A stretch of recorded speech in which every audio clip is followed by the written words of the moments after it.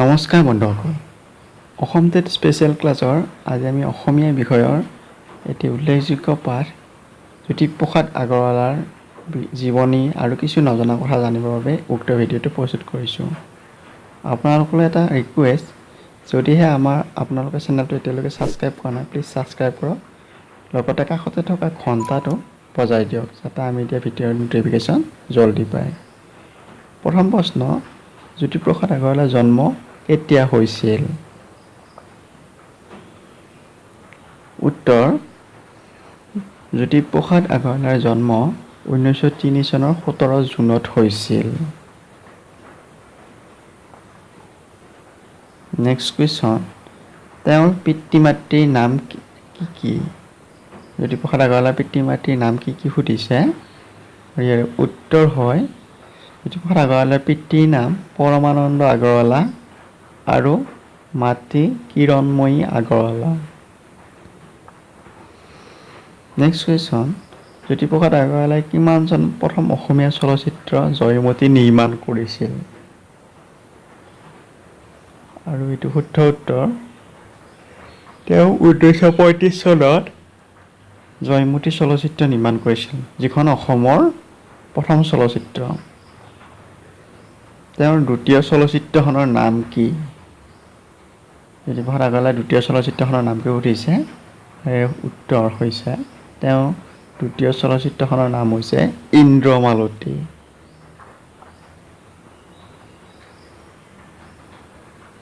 Next question, Indramalati চলচ্চিত্ৰ কিমান চনত নিৰ্মাণ কৰিছিল? ইম্পৰ্টেণ্ট প্ৰশ্ন। শুদ্ধ উত্তৰ, ইন্দ্ৰমালতী চলচ্চিত্ৰ 1939 চনত নিৰ্মাণ কৰিছিল।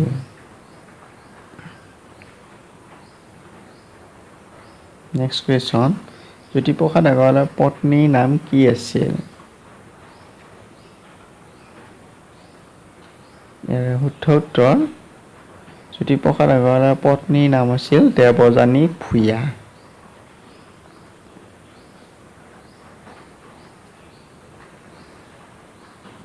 নেক্সট কুৱেশ্যন, জ্যোতিপ্ৰসাদ আগৰৱালাৰ উপন্যাসখনৰ নাম কি? আৰু ইয়াৰে শুদ্ধ উত্তৰ, জ্যোতিপ্ৰসাদ আগৰৱালাৰ উপন্যাসখনৰ নাম আমাৰ গাঁও। তেওঁ নিৰ্মাণ কৰা গীতবোৰক কি গীত বোলে? জ্যোতিপ্ৰসাদ আগৰৱালাই নিৰ্মাণ কৰা গীতবোৰক কি গীত বোলে সুধিছে। আৰু ইয়াৰ শুদ্ধ উত্তৰ, তেওঁ নিৰ্মাণ কৰা গীতবোৰক জ্যোতি সংগীত বুলি কোৱা হয়।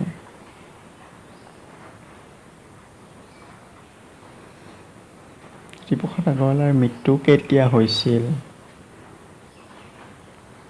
তেওঁৰ মৃত্যু কেতিয়া হৈছিল সুধিছে। এইজন বিশ্ববৰেণ্য ব্যক্তিৰ মৃত্যু হৈছিলে 1951 চনৰ 17 জানুৱাৰীত। তেওঁৰ মৃত্যুদিনটোক কি বুলি কোৱা হয়? তেওঁৰ মৃত্যুদিনক আমি কি বোলে সুধিছে। ইয়াৰ উত্তৰ হৈছে, তেওঁৰ মৃত্যুদিনটোক শিল্পী দিৱস বুলি কোৱা হয়।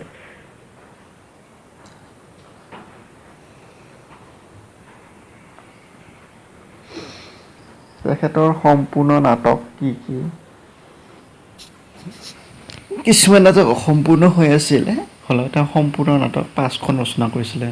তেখেতৰ সম্পূৰ্ণ নাটকবোৰ হ'ল শোণিত কুঁৱৰী, কাৰেঙৰ লিগিৰি, ৰূপালীম, নিমাতী কইনা আৰু লভিতা। এই 5খন তেওঁৰ সম্পূৰ্ণ নাটক। 14 বছৰ বয়সত তেওঁ কি নাটক লিখিছিল?